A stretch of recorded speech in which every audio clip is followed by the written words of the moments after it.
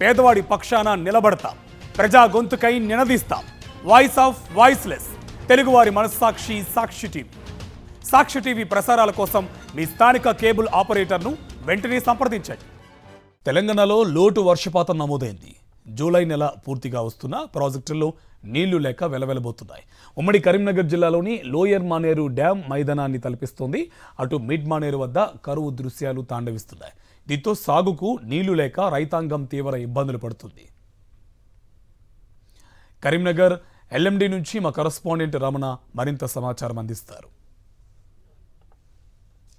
July చివరి మాసం వస్తున్నా మనకు ప్రాజెక్టులలో నీరు నిండుకోకపోవడంతో మొత్తంగా రైతులంతా కూడా అవస్థలు పడుతున్నారు.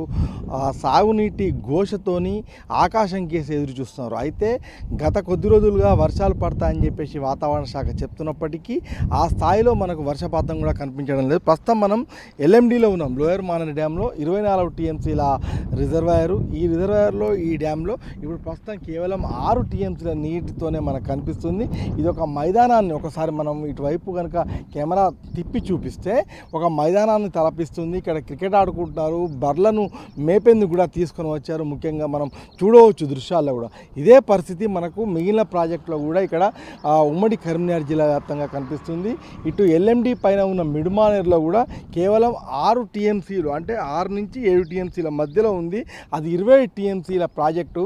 కానీ అక్కడ కూడా రిజర్వాయర్లో నీటి కొరతతోని ఎద్దడితోని మొత్తంగా అంతా పురాతన గ్రామాలన్నీ కూడా తేలి అక్కడ ఒక కరువు మనకు దృశ్యం కనిపిస్తుంది. మరొక వైపు అదే సిచ్యువేషన్ మనకు పైన ఎంఎండిలోతో పాటుగా పైన ఎగువ మానేరులో కూడా అదే సిచ్యువేషన్ మనకు కనిపిస్తుంది. అది 2.5 టీఎంసీలకు సంబంధించి కేవలము 6-5 టీఎంసీలు 0.65 టీఎంసీస్ మాత్రమే ఉన్నట్టుగా అధికారుల లెక్కలు చెప్తున్నాయి.